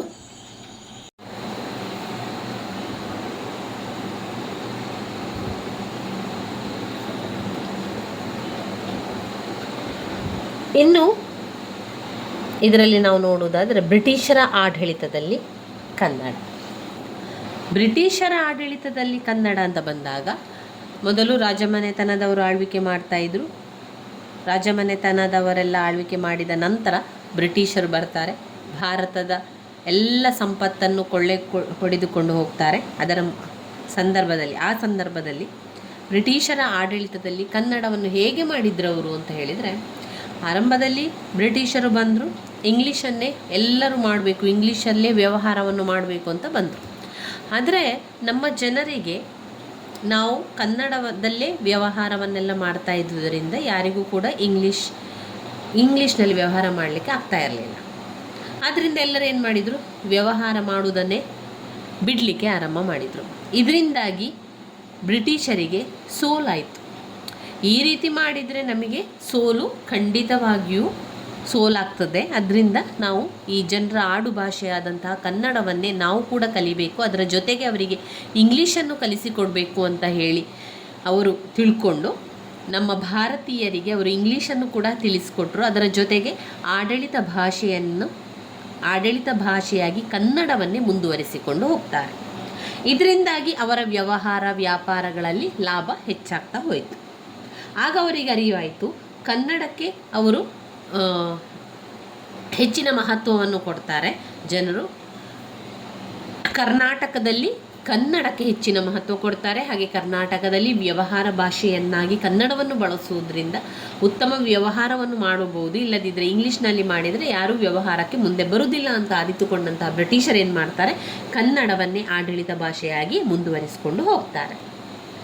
ಕರ್ನಾಟಕ ಪ್ರಾಂತ್ಯ ಬ್ರಿಟಿಷರ ಅಧೀನಕ್ಕೆ ಒಳಪಟ್ಟಾಗ ಪ್ರಾರಂಭದಲ್ಲಿ ದ್ವಿಭಾಷೀಯಗಳನ್ನು ಭಾಷಾಂತರಕಾರವನ್ನು ನೇಮಿಸಿಕೊಂಡು ಅದೊಂದು ಪತ್ರ ವ್ಯವಹಾರವನ್ನು ಮಾಡಬೇಕಾದುದು ಅವರಿಗೆ ಅನಿವಾರ್ಯವಾಗಿತ್ತು. ಇಂಗ್ಲೀಷನ್ನು ಆಡಳಿತದಲ್ಲಿ ಬಳಸಿ ಸ್ಥಳೀಯ ಭಾಷೆಯನ್ನು ಅವರು ಕಡೆಗಣಿಸಲಿಲ್ಲ. ಅದರ ಜೊತೆಗೆ ಆಡಳಿತದ ನಾಡಿ ಸ್ಥಳೀಯ ಭಾಷೆ ಎಂದು ಅವರು ತಿಳ್ಕೊಂಡ್ರು. ಅವರಿಗೆ ಅರಿವಾಯ್ತದು, ಜನರ ಆಡುಭಾಷೆ ಕನ್ನಡ, ಅದರಲ್ಲಿ ವ್ಯವಹಾರ ಮಾಡಿದರೆ ಮುಂದುವರಿಸಲಿಕ್ಕೆ ಸಾಧ್ಯ ಎನ್ನುವಂಥದ್ದು ಅರಿತುಕೊಂಡಂತಹ ಬ್ರಿಟಿಷರು ಆಡಳಿತ ಕನ್ನಡ ಭಾಷೆಯನ್ನು ಮುಂದುವರಿಸಿದ್ರು. ಅವರು ಸ್ವತಃ ಕನ್ನಡವನ್ನು ಕಲಿಯಲಿಕ್ಕೆ ಆರಂಭ ಮಾಡಿದರು. ಕನ್ನಡವನ್ನು ಕಲಿತ ಆಡಳಿತ ಭಾಷೆಯಾಗಿ ನೆಲೆಸಲು ಪ್ರಯತ್ನಿಸಿದರು. ಆಗಿನ ಮದ್ರಾಸ್ ಸರಕಾರದ ಅಧಿಕೃತ ಕನ್ನಡ ಭಾಷಾಂತರಕಾರನಾಗಿದ್ದ ಜಾನ್ ಮೆಕರಲ್ ಕೆನರಾ ಜಿಲ್ಲೆಯ ಸಬ್ ಕಲೆಕ್ಟರೂ ಆಗಿದ್ದವನು. ಅವನು ರಚಿಸಿರುವ grammar of the Karnataka language ಕೃತಿಯ ಮುನ್ನುಡಿಯಲ್ಲಿ ಬರೆದಿರುವ ಮಾತುಗಳು ಆಡಳಿತ ಭಾಷೆ ಯಾವುದಾಗಿರಬೇಕು ಎನ್ನುವ ತಜ್ಞ ಆಡಳಿತಗಾರನ ಮಹತ್ವದ ಅಭಿಪ್ರಾಯದಂತೆಯೇ ಪ್ರಾಂತೀಯ ಭಾಷೆಗಳ ಪರಿಜ್ಞಾನವಿಲ್ಲದೆ ಯಾವೊಬ್ಬ ಸರಕಾರಿ ನೌಕರನು ತನ್ನ ಸರಕಾರಕ್ಕಾಗಲಿ ಜನತೆಗಾಗಲಿ ಅಥವಾ ತನ್ನ ಆತ್ಮತೃಪ್ತಿಯಾಗುವಷ್ಟು ಮಟ್ಟಿಗಾಗಲಿ ತನ್ನ ಕರ್ತವ್ಯವನ್ನು ನಿರ್ವಹಿಸಲಾರ ಎಂಬುದು ಯಾವ ಕಾಲಕ್ಕೂ ಆಡಳಿತಗಾರನಿಗೆ ಮಾರ್ಗದರ್ಶನ ಮಾತುಗಳಂತಿದೆ. ಸರ್ ಥಾಮಸ್ ಮನ್ರೋ ಕನ್ನಡ ಪ್ರದೇಶಗಳನ್ನೆಲ್ಲ ಒಂದೇ ಆಡಳಿತದಲ್ಲಿ ಒಟ್ಟುಗೂಡಿಸಬೇಕೆಂದು ಅವರು ಸೂಚಿಸಿ ಪ್ರಾದೇಶಿಕ ಭಾಷೆಯನ್ನು ಆಡಳಿತ ಭಾಷೆಯಾಗಿ ಬಳಸಬೇಕೆಂದು ಪ್ರತಿಪಾದಿಸುತ್ತಾರೆ. ಅಲ್ಲದೆ ಕನ್ನಡ ಭಾಷೆ ಬಾರದ ಆಂಗ್ಲ ನ್ಯಾಯಾಧೀಶರಿಂದ ಮುಗ್ಧ ಕನ್ನಡಿಗರು ಘೋರ ಶಿಕ್ಷೆ ಅನುಭವಿಸುತ್ತಿದ್ದಾರೆಂದು, ನ್ಯಾಯಾಲಯದ ಭಾಷೆ ಸ್ಥಳೀಯ ಭಾಷೆಯಾಗದಿದ್ದರೆ ನಿರಪರಾಧಿಗಳು ಶಿಕ್ಷೆಗೆ ಗುರಿಯಾಗುವ ಅಪಾಯವಿರುವುದೆಂದು ಪ್ರತಿಪಾದಿಸಿ ಸ್ಥಳೀಯ ನ್ಯಾಯಾಧೀಶರನ್ನು ನೇಮಿಸಿ ಆಡಳಿತದಲ್ಲಿ ಕನ್ನಡವನ್ನು ಬಳಸಿ ಮಾದರಿಯಾದವರು. ಸರ್ ರಾಬರ್ಟ್ ಅಬರ್ಕ್ರಾಂಬೆ ಕೊಡಗಿನ ನೋಂದಣಿ ಅಧಿಕಾರಿಯಾಗಿದ್ದಾಗ ಕನ್ನಡದಲ್ಲಿಯೇ ಕಾಗದ ಪತ್ರಗಳನ್ನು ನೋಂದಾಯಿಸಿದ ಉದಾಹರಣೆ ಕೂಡ ಇದೆ. ವಿಲಿಯಂ ಅಲೆನ್ ರಜೆಲ್ ಉತ್ತರ ಕರ್ನಾಟಕ ಭಾಗದಲ್ಲಿ ಶಾಲಾ ಇನ್ಸ್ಪೆಕ್ಟರ್ ಆಗಿದ್ದು ಕನ್ನಡದ ಅಭಿವೃದ್ಧಿಗೆ ಕಾರಣಕರ್ತನಾಗಿದ್ದನಲ್ಲದೆ ಸದರ್ನ್ ಮರಾಠಾ ಪ್ರದೇಶವನ್ನು ಅಚ್ಚ ಕನ್ನಡ ಪ್ರದೇಶವೆಂದು ಸಾರುತ್ತಾರೆ. ವಾಲ್ಟರ್ ಇಲಿಯಟ್ನಂಥವನು ಮಾತೃಭಾಷೆಯಲ್ಲಿ ಶಿಕ್ಷಣ ನಡೆಯಬೇಕೆನ್ನುವುದನ್ನು ಪ್ರತಿಪಾದಿಸಿದ್ದಕ್ಕೆ ಮುಂಬೈ ಸರಕಾರವು ಸದರನ್ ಮರಾಠಾ ಪ್ರದೇಶದ ಜನರ ಭಾಷೆ ಕನ್ನಡವಾದ್ದರಿಂದ ಕನ್ನಡ ಭಾಷೆಯಲ್ಲಿ ಆಡಳಿತ ಮತ್ತು ಶಿಕ್ಷಣ ನಡೆಯಬೇಕೆಂದು ತೀರ್ಮಾನ ಮಾಡಿತು. ಇಂಗ್ಲಿಷ್ ಮಾಧ್ಯಮದಲ್ಲಿ ಕಲಿತಂತಹ ಆಗಿನ ಅಧಿಕಾರಿಗಳೇನು ಮಾಡಿದರು? ಕನ್ನಡದಲ್ಲಿ ಕಲಿತು ಆಡಳಿತ ಬಳಸುವುದರ ಬಗ್ಗೆ ಅಸಮರ್ಥತೆ ವ್ಯಕ್ತಪಡಿಸುವ ಸ್ಥಿತಿಯಲ್ಲಿರುವವರು ಕ್ರೈಸ್ತ ಗುರು ರೀಡ್ 5 ವಾರಗಳಲ್ಲಿ ಕನ್ನಡ ಕಲಿತು ಆ ಅವಧಿಯಲ್ಲಿ 5,000ಕ್ಕೂ ಹೆಚ್ಚು ಕನ್ನಡ ಪದಗಳನ್ನು ಸಂಗ್ರಹಿಸಿ ದಿನಚರಿಯಲ್ಲಿ ಗುರುತಿಸಿಕೊಂಡಿದ್ದ ಮಾದರಿಯನ್ನು ಗಮನಿಸಬಹುದು. ಈ ರೀತಿಯಾಗಿ ಬ್ರಿಟಿಷರ ಆಡಳಿತದಲ್ಲಿ ಕನ್ನಡವನ್ನೇ ಹೆಚ್ಚಾಗಿ ಬಳಸಿದ್ದು. ಇನ್ನು ಕೆಲವು ಶಾಸನಗಳನ್ನೆಲ್ಲ ನೋಡಿದರೆ ಕನ್ನಡ ಶಾಸನಗಳೆಲ್ಲ ತುಂಬ ಪ್ರಸಿದ್ಧವಾಗಿ ಬಂತು. ಅಮೂಲ್ಯ ಶಿಲಾಶಾಸನ, ತಾಮ್ರ ಶಾಸನ, ಕೈಫಿಯತ್ಗಳನ್ನು ಸಂಗ್ರಹಿಸಿದ ಕಾಲಿನ್ ಮೆಕಂಜಿ ಎಫಿಗ್ರಾಫಿಯಾ, ಕರ್ನಾಟಿಕ ಪ್ರಕಟಿಸಿದ BL ರೈಸ್, ಕನ್ನಡಕ್ಕೆ ನಿಘಂಟು ರಚಿಸಿದ ಫರ್ಡಿನಾಂಡ್ ಕಿಟಲ್, ಪ್ರತಿ ತಾಲೂಕು ಕಚೇರಿಯಲ್ಲಿ ಅಧಿಕೃತ ಪತ್ರ ವ್ಯವಹಾರ ಕನ್ನಡದಲ್ಲಿ ನಡೆಯಬೇಕೆಂದು ಆಜ್ಞೆ ಮಾಡಿದ ಮಾರ್ಕ್ ಕಬ್ಬನ್, ಕನ್ನಡದಲ್ಲಿ ಆಡಳಿತ ನಡೆಸಿದ ಹಡ್ಸನ್ ಮೊದಲಾದವರನ್ನು ಆಡಳಿತ ಕನ್ನಡ ಅನುಷ್ಠಾನದ ನಿಟ್ಟಿನಿಂದ ಮರೆಯುವಂತಿಲ್ಲ. ಕನ್ನಡ ಮತ್ತು ಸಂಸ್ಕೃತಿ ನಿರ್ದೇಶನಾಲಯ ಪ್ರಕಟಿಸಿದ ಸ್ವಾತಂತ್ರ್ಯ ಪೂರ್ವದಲ್ಲಿ ಆಡಳಿತ ಕನ್ನಡ ಎನ್ನುವಂತಹ ಕೃತಿಯಲ್ಲಿ ಬ್ರಿಟಿಷರ ಆಡಳಿತ ನಿಯಂತ್ರಣದ ಕಾಲಾವಧಿಯಲ್ಲಿ ಅದರಲ್ಲೂ ಆಡಳಿತ ಸಾಹಿತ್ಯದ ಕನ್ನಡ ವ್ಯವಹಾರದಿಂದ ಆರಿಸಿ ಪತ್ರಗಳನ್ನು ಸಂಕಲಿಸಿ ಕೊಟ್ಟಿದೆ. ಕೊಡಗು ಸಂಸ್ಥಾನ, ಶೃಂಗೇರಿ ಮಠ, ಮೈಸೂರು ಸಂಸ್ಥಾನ, ವಿವಿಧ ಸರಕಾರಿ ಇಲಾಖೆ ಮೊದಲಾದವುಗಳಿಗೆ ಸಂಬಂಧಿಸಿದಂತೆ ಅಧಿಸೂಚನೆಗಳು, ಅಧಿನಿಯಮಗಳು, ನ್ಯಾಯಾಂಗದ ತೀರ್ಪುಗಳು, ಮನವಿಗಳು, ನಡವಳಿಕೆಗಳು, ಆದೇಶಗಳು, ತಿಳುವಳಿಕೆ ಪತ್ರಗಳು, ಹೀಗೆ ವಿವಿಧ ಪ್ರಕಾರದ ಪತ್ರಗಳು ನಾವಿಲ್ಲಿ ಕಾಣಬಹುದಾಗಿದೆ. ಕನ್ನಡ ಭಾಷಾ ಬಳಕೆಯ ದೃಷ್ಟಿಯಿಂದ ಈ ಆಡಳಿತ ಭಾಷೆಯ ಬೆಳವಣಿಗೆ ಇತಿಹಾಸದ ದೃಷ್ಟಿಯಿಂದ ಮಹತ್ವವೆನಿಸಿದ್ದು, ಅವುಗಳು ಕನ್ನಡದ ಆಡಳಿತ ಭಾಷೆ ನಡೆದು ಬಂದ ದಾರಿಯನ್ನು ನಿಚ್ಚಳವಾಗಿ ಅವು ತೋರಿಸ್ತದೆ. ಆಡಳಿತ ವ್ಯವಸ್ಥೆಯಲ್ಲಿ ಕನ್ನಡ ಭಾಷೆ ಕಡ್ಡಾಯವಾಗಿ ಬಳಕೆಯಾಗುವುದಕ್ಕೆ ಸರಕಾರದಿಂದ 1866ರಲ್ಲಿ ಹೊರಡಿಸಿದ ಪ್ರಪ್ರಥಮ ಅಧಿಸೂಚನೆಯಾಗಿರುವ ಇಸ್ತಿಹಾರ್ನಾಮವನ್ನು ನಾವು ಉದಾಹರಣೆಯಾಗಿ ನೋಡ್ಬೋದು. ಆಗಿನ ಕಾಲದ ಕನ್ನಡ ಬಳಕೆಯ ರೂಪವನ್ನು ಅದರಲ್ಲಿ ನಾವು ಗಮನಿಸ್ತಾ ಹೋಗ್ಬೋದು. ಇಸ್ತಿಹಾರ್ನಾಮ, ಇದರಿಂದ ಸಮಸ್ತ ಜನಗಳಿಗೂ ತಿಳಿಸಲ್ಪಡುವುದೇನೆಂದರೆ ಅರ್ಜಿಗಳು, ಅಪೀಲ್ಗಳು ವಗೈರೆ ಇಂಗ್ಲಿಷ್ನಲ್ಲಿ ದಾಖಲ್ಪಡುವಂತಹ ಈಗಿನ ವಾಡಿಕೆಯಲ್ಲಿ ಅವುಗಳು ತಾಲೂಕು ಅಧಿಕಾರಿಗಳಿಂದ ವಿಚಾರಣೆ ಮಾಡಲ್ಪಡುವುದಕ್ಕಿಂತ ಮುಂದಾಗಿ ದೇಶ ಭಾಷೆಯೊಳಗೆ ತುರ್ಜಮೆ ಆಗಬೇಕಾಗಿರುತ್ತದೆಯಾಗಿ ಸದರಿ ವಾಡಿಕೆಯ ದೆಸೆಯಿಂದ ಡಿವಿಷನ್ ಮತ್ತು ಡಿಸ್ಟ್ರಿಕ್ಟ್ ಉದ್ಯೋಗಸ್ಥರಿಗೆ ಉಂಟಾಗುವ ತೊಂದರೆಯನ್ನು, ಶ್ರಮವನ್ನು ನಿವೃತ್ತಿ ಮಾಡುವ ಬಗ್ಗೆ ಅಂತಹ ದಾಸ್ತಾವೇಜುಗಳೆಲ್ಲವೂ ದಾಖಲು ಮಾಡುವ ಜನಗಳ ಸ್ವಂತ ಭಾಷೆಯಲ್ಲಿಯೇ ಯಾವಾಗೂ ಬರೆಯತಕ್ಕದ್ದು.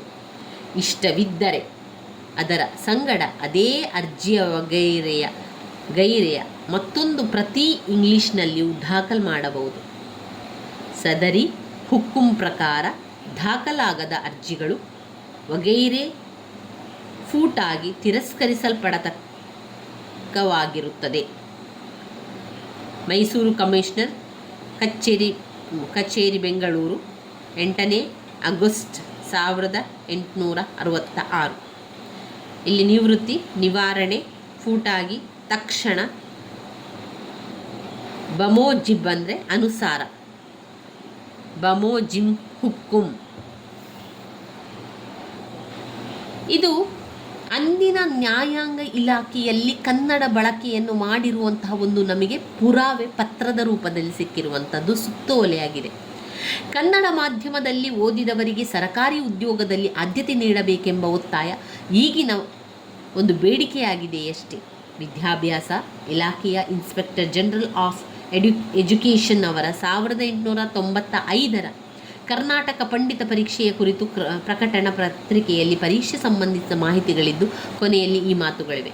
ಕರ್ನಾಟಕ ಪಂಡಿತ ಪರೀಕ್ಷೆಯಲ್ಲಿ ತೇರ್ಗಡೆಯಾದವರಿಗೆ ಅಪ್ಪರ್ ಸೆಕೆಂಡರಿ ಅಂತಸ್ತಿನ ಉಪಾಧ್ಯಾಯ ನಿರ್ಣಯ ಪತ್ರಿಕಾ ಪರೀಕ್ಷೆ ಕೂಡ ಆಗಿದ್ದ ಪಕ್ಷದಲ್ಲಿ ಕಾಲೇಜುಗಳಲ್ಲಿಯೂ ಹೈಸ್ಕೂಲ್ಗಳಲ್ಲಿಯೂ ಕನ್ನಡ ಮುನಶಿ ಪಂಡಿತಗಳ ಕೆಲಸವನ್ನು ತಾಲೂಕು ಕನ್ನಡ ಸ್ಕೂಲ್ಗಳಲ್ಲಿ ಹೆಡ್ ಮಾಸ್ಟರ್ ಕೆಲಸವನ್ನು ಕೊಡುವಾಗ ಇತರ ದರಖಾಸ್ತುದಾರರಿಗಿಂತ ಇವರಿಗೆ ಹೆಚ್ಚು ಪ್ರಾಮುಖ್ಯತೆ ಕೊಡಲ್ಪಡುವುದು. ಬ್ರಿಟಿಷರ ಕಾಲದಲ್ಲಿಯೇ ಕನ್ನಡಕ್ಕೆ ಸಂದ ಈ ಆದ್ಯತೆ ಪಾಶ್ಚಾತ್ಯ ಉಲ್ಲೇಖಾರ್ಹವಾಗಿದೆಯಲ್ಲವೇ? ಈ ಒಂದು ಪತ್ರ ವ್ಯವಹಾರಗಳಲ್ಲಿ ಬಳಕೆಗೊಂಡ ಭಾಷೆ ಆಡಳಿತ ಕನ್ನಡದ ಒಂದು ವಿಶಿಷ್ಟ ಪರಿಪಾಕದ್ದಾಗಿದೆ. ಅಲ್ಲಿ ಉರ್ದು, ಮರಾಠಿ, ಇಂಗ್ಲಿಷ್ ಪದಗಳು ಸಲೀಸು ಸೇರಿಸುವ ಸಮ್ಮಿಶ್ರ ಸ್ವರೂಪದ ಕನ್ನಡವನ್ನು ಅಲ್ಲಿ ನಾವು ಕಾಣಬಹುದಾಗಿದೆ.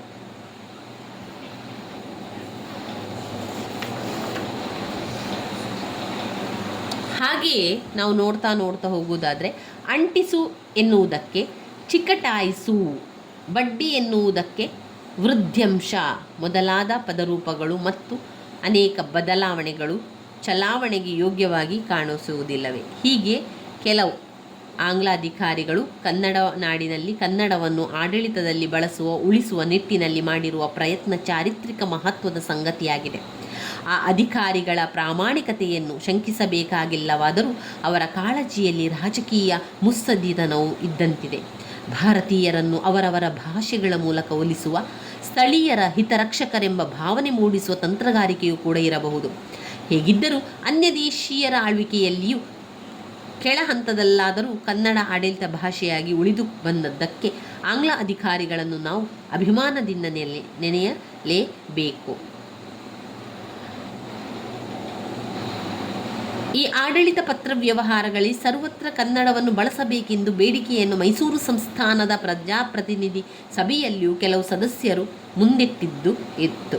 ಆದರೆ ಮೈಸೂರು ಸರಕಾರ ಜನರಲ್ ಸೆಕ್ರೆಟರಿಯವರು 1923ರ ಒಂದು ಜಾರಿ ಹುಕ್ಕುಂನಲ್ಲಿ ಹೀಗೆ ಆದೇಶಿಸಿದುಂಟು: ಎಲ್ಲ ತಾಲೂಕು ಕಚೇರಿಗಳಲ್ಲಿಯೂ ಇತರ ಕೆಳಪಟ್ಟೆ ಆಫೀಸುಗಳಲ್ಲಿಯೂ ಸರಕಾರಿ ಪತ್ರ ವ್ಯವಹಾರವು ಕನ್ನಡ ಭಾಷೆಯಲ್ಲಿ ಇರುವುದೆಂದು ಮುಂದೆಯೂ ಹಾಗೆಯೇ ನಡೆಯುವುದೆಂದು ಸರಕಾರದವರು ಅಭಿಪ್ರಾಯಪಡುತ್ತಾರೆ. ಸಲಹೆ ಮಾಡಿದಂತೆ ಸರಕಾರಿ ಪತ್ರ ವ್ಯವಹಾರಗಳೆಲ್ಲವೂ ಕನ್ನಡ ಭಾಷೆಯಲ್ಲಿ ನಡೆಸುವುದು ಸಾಧ್ಯವಿಲ್ಲ ಎಂಬುದು ಈಗಿನ ಪರಿಸ್ಥಿತಿಯಲ್ಲಿ ಸಾಧಾರಣವಾಗಿಲ್ಲ ಮನಸ್ಥಿತಿಯ ಪ್ರತೀಕವೆನ್ನಬಹುದೇನು. ಕಾಲಕ್ರಮೇಣ ಮೆಕಾಲೆಯ ಶಿಕ್ಷಣ ನೀತಿಯಿಂದಾಗಿ ಇಂಗ್ಲಿಷ್ ಕಲಿತವರ ಸಂಖ್ಯೆ ಹೆಚ್ಚಾದಂತೆ ಇಂಗ್ಲಿಷ್ ಬಲ್ಲ ಗುಮಾಸ್ತ ಪಡೆ ವೃದ್ಧಿಸಿತು. ಆಡಳಿತ, ನ್ಯಾಯಾಂಗ, ಶಿಕ್ಷಣ ಕ್ಷೇತ್ರಗಳಲ್ಲಿ ಬ್ರಿಟಿಷ್ ಪದ್ಧತಿ ಅನುಸರಣೆಯಿಂದಾಗಿ ಕನ್ನಡದ ಸ್ಥಾನವನ್ನು ಇಂಗ್ಲಿಷ್ ಆಕ್ರಮಿಸಿಕೊಳ್ಳತೊಡಗಿತು, ಸರ್ವವ್ಯಾಪಿಯಾಗತೊಡಗಿತು. ಇಂಗ್ಲಿಷ್ ಆಡಳಿತ ಸಾಹಿತ್ಯ ಸ್ಥಳೀಯ ನೌಕರರಿಗೂ ಪರಿಚಯವಾಗಿ ಅಲ್ಲಿ ಟಿಪ್ಪಣಿ, ಪತ್ರ ವ್ಯವಹಾರಗಳೆಲ್ಲವೂ ಸಿದ್ಧ ಮಾದರಿಗಳನ್ನು ಬಳಸುವುದು ಸುಲಭವೂ ಅನುಕೂಲವೂ ಆಗಿ ಇಂಗ್ಲಿಷ್ನ ಬಳಕೆ ಸರ್ವತ್ರವಾಗುವ ಹಂತದಲ್ಲಿ ಪ್ರತಿರೋಧಗಳು, ಕನ್ನಡ ಬಳಕೆಯ ಬಗ್ಗೆ ಆಗ್ರತೆ, ಅನುರೋಧಗಳು ಅಲ್ಲಲ್ಲಿ ಕಂಡು ಬಂದಂತಿದೆಯಾದರೂ ದೇಶಕ್ಕೆ ಸ್ವತಂತ್ರ ಲಭ್ಯವಾಗುವವರೆಗೂ ಪರಿಸ್ಥಿತಿ ಹಾಗೆಯೇ ಮುಂದುವರಿಯುತ್ತದೆ. ಇನ್ನು ಬರುವಂತಹ 3ನೇ ಪಾಯಿಂಟ್, ಪ್ರಜಾಪ್ರಭುತ್ವದಲ್ಲಿ ಅಥವಾ ಕರ್ನಾಟಕದ ರಾಜ್ಯೋದಯದ ಅನಂತರ ಆಡಳಿತದಲ್ಲಿ ಕನ್ನಡ. ಈಗ ಪ್ರಜಾಪ್ರಭುತ್ವದಲ್ಲಿ ಕನ್ನಡವನ್ನು ಯಾವ ರೀತಿ ಬಳಸಲಾಗಿದೆ ಎನ್ನುವಂಥದ್ದನ್ನು ನಾವಿಲ್ಲಿ ನೋಡ್ಬೋದಾಗಿದೆ. ಭಾರತ ಬ್ರಿಟಿಷ್ ಆಡಳಿತದಿಂದ ಮುಕ್ತಿಗೊಂಡು ಆರಂಭದಲ್ಲಿ ರಾಜಮನೆತನದವರು ನೋಡ್ತಾ ಇದ್ರು. ರಾಜಮನೆತನದವರು ಆಡಳಿತ ಭಾಷೆಯಾಗಿ ಕನ್ನಡವನ್ನು ಬಳಸಿದ್ರು. ಅದಾದ ನಂತರ ಬ್ರಿಟಿಷರು ಬರ್ತಾರೆ. ಬ್ರಿಟಿಷರು ಏನು ಮಾಡ್ತಾರೆ, ಆ ಒಂದು ಬ್ರಿಟಿಷರು ಬಂದು ಆಡಳಿತದಲ್ಲಿ ಕನ್ನಡ ಭಾಷೆಯನ್ನೇ ಅವರು ಬಳಕೆ ತರ್ತಾರೆ. 3ನೇದಾಗಿ ಪ್ರಜಾಪ್ರಭುತ್ವದಲ್ಲಿ ಕೂಡ ಜನರಿಗಾಗಿ ನಡೆಸುವಂತಹ ಸರ್ಕಾರ ಆಗಿದೆ. ಈ ಪ್ರಜಾಪ್ರಭುತ್ವ ಅಥವಾ ಕರ್ನಾಟಕ ರಾಜ್ಯೋದಯದ ಅನಂತರದ ಆಡಳಿತ ಕನ್ನಡ. ಇಲ್ಲಿ ಅವರು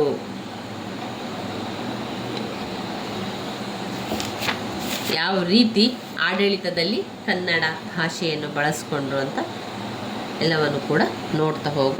ಭಾರತ ಬ್ರಿಟಿಷ್ ಆಡಳಿತದಿಂದ ವಿಮುಕ್ತಿಗೊಂಡು ಸ್ವತಂತ್ರವಾಗುವಾಗ ಕರ್ನಾಟಕ ಏಕೀಕರಣ ಚಳುವಳಿ ತೀವ್ರವಾಗಿತ್ತು. ಹಲವಾರು ವರ್ಷಗಳಿಂದ ಕನ್ನಡ ನೆಲದ ಕೆಲವು ಭಾಗಗಳು ಮುಂಬೈ, ಮದ್ರಾಸ್, ಹೈದರಾಬಾದ್ ಪ್ರಾಂತ್ಯಗಳ ಆಡಳಿತಕ್ಕೆ ಒಳಪಟ್ಟು ಕನ್ನಡದ ಆ ಒಂದು ಸಾರ್ವಭೌಮತ್ವಕ್ಕೆ ಧಕ್ಕೆ ಉಂಟಾಗಿತ್ತು. ಭಾಷಾವಾರು ಪ್ರಾಂತ್ಯ ವಿಭಜನೆಯ ಒಂದು ಪ್ರಕ್ರಿಯೆಯಲ್ಲಿ ಏಕೀಕೃತ ಕರ್ನಾಟಕದ ಆಶಯವು ಕೂಡ ಜೊತೆಯಾಗಿತ್ತು. ನಾಡು ನುಡಿ ಪ್ರೇಮ ಗರಿಗಟ್ಟು ತಿತ್ತು. ನವೆಂಬರ್ 1ರಂದು ಕನ್ನಡ ಭಾಷೆಯ ಸಂಸ್ಕೃತಿಯ ಪರಿಧಿಯಲ್ಲಿ ಒಂದು ರಾಜ್ಯ ನಿರ್ಮಾಣವಾಯಿತಾದರೂ ಅದನ್ನು ಮೈಸೂರು ರಾಜ್ಯವೆಂದು ಕರೆಯಲಾಯಿತು. ಕರ್ನಾಟಕ ಚಳುವಳಿಯ ನೇತಾರರಿಗೆ ಅದರಿಂದಾದ ವೇದನೆ ಆಲೂರು ವೆಂಕಟರಾಯರ ಆ ಒಂದು ಮಾತುಗಳಲ್ಲಿ ವ್ಯಕ್ತವಾಗ್ತದೆ. ಈಗ ಮೈಸೂರು ರಾಜ್ಯ ಎಂದು ತಪ್ಪಾಗಿ ಹೆಸರಿಸಲ್ಪಟ್ಟು ಕರ್ನಾಟಕ ರಾಜ್ಯವು ಆಯುಷ್ಯವಂತವಾಗಲಿ ಹಾಗೂ ಕನ್ನಡಮ್ಮನ ಪವಿತ್ರ ಸೇವೆಯಿಂದ ಕರ್ನಾಟಕದ ಪದವನ್ನು ಕಿತ್ತು ಹಾಕಲು ಸಾಧ್ಯವಿಲ್ಲ. 1973ರ ರಾಜ್ಯೋತ್ಸವದ ದಿನದಂದಾದರೂ ನಮ್ಮ ರಾಜ್ಯಕ್ಕೆ ಕರ್ನಾಟಕ ಎಂಬ ನಾಮಕರಣವಾದ ಬಗ್ಗೆ ನಾವು ಸಮಾಧಾನವನ್ನು ತಾಳಲೇಬೇಕು.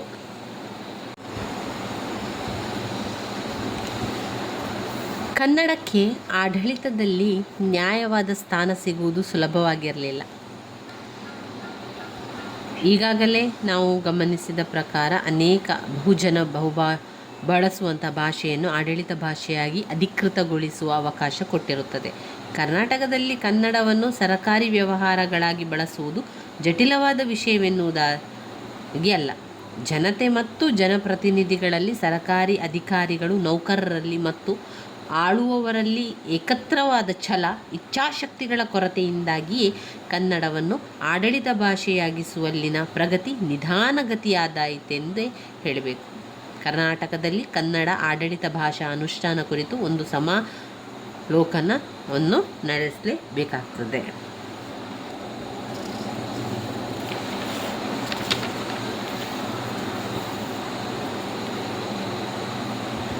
ರಾಜ್ಯ ಸರ್ಕಾರ ಮತ್ತೆ ಅಧಿಕೃತ ಜ್ಞಾಪನ ಸುತ್ತೋಲೆಗಳ ಮುಖೇನ ಆಡಳಿತದಲ್ಲಿ ಕನ್ನಡ ಅನುಷ್ಠಾನಕ್ಕಾಗಿ ಯತ್ನಿಸುತ್ತಾ ಬಂತು. 1980ರ ಅಧಿಕೃತ ಜ್ಞಾಪನದಲ್ಲಿ ಈ ರೀತಿಯಾಗಿದೆ. ದಿನಾಂಕ 1ನೇ ನವೆಂಬರ್ 1979ರಿಂದ ಕನ್ನಡವನ್ನು ರಾಜ್ಯ ಸರ್ಕಾರದ ಆಡಳಿತ ಭಾಷೆಯಾಗಿ ತರಲಾಯಿತು.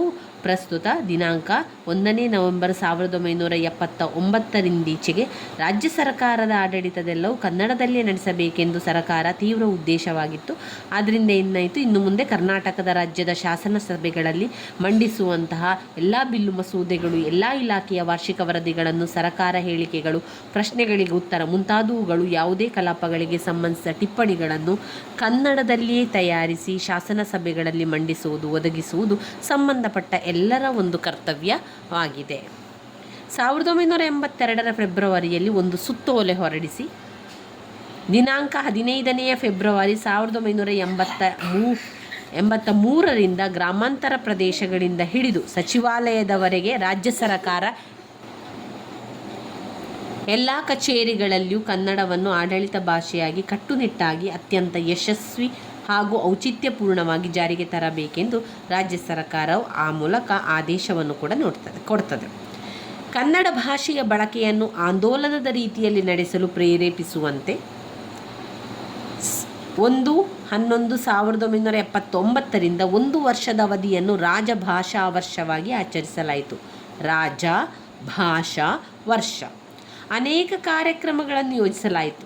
ರಾಜ್ಯದ ಎಲ್ಲ ಹಂತಗಳ ಆಡಳಿತದಲ್ಲಿಯೂ ಕನ್ನಡವೇ ಆಡಳಿತ ಭಾಷೆ ಎಂದು ಮತ್ತೆಯೂ ಘೋಷಿಸಲಾಯಿತು. ಅಧಿಕಾರಿ ನೌಕರರನ್ನು ಈ ನಿಟ್ಟಿನಲ್ಲಿ ಇನ್ನಷ್ಟು ಉತ್ತೇಜಿಸಲು, ಜಾಗೃತಿಗೊಳಿಸಲು 1985ರ ರಾಜ್ಯೋತ್ಸವ ದಿನದಿಂದ 1 ವರ್ಷವನ್ನು ಸಮಗ್ರ ಕನ್ನಡ ಆಡಳಿತ ಭಾಷಾ ವರ್ಷ ಎಂದು ಆಚರಿಸಿದ್ದಾಯಿತು.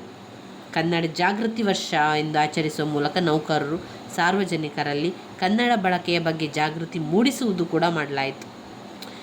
ಅನಂತರದಲ್ಲಿ ಸಚಿವರಿಗೆ, ಅಧಿಕಾರಿಗಳಿಗೆ ಸಲ್ಲಿಸುವ ಎಲ್ಲ ಕಡತಗಳಲ್ಲಿ ಟಿಪ್ಪಣಿಗಳು ಕಡ್ಡಾಯವಾಗಿ ಕನ್ನಡದಲ್ಲಿರತಕ್ಕದ್ದು. ಒಂದು ಪಕ್ಷ ಅವು ಕನ್ನಡದಲ್ಲಿರದಿದ್ದರೆ ಕಡತಗಳನ್ನು ಹಿಂದಿರುಗಿಸಲು ಈ ಮೂಲಕ ಆದೇಶಿಸಿದೆ ಎನ್ನುವಂತಹ ಎಚ್ಚರಿಸುವ ಸುತ್ತೋಲೆಯನ್ನು ಕೂಡ ಗಮನಿಸಬಹುದು.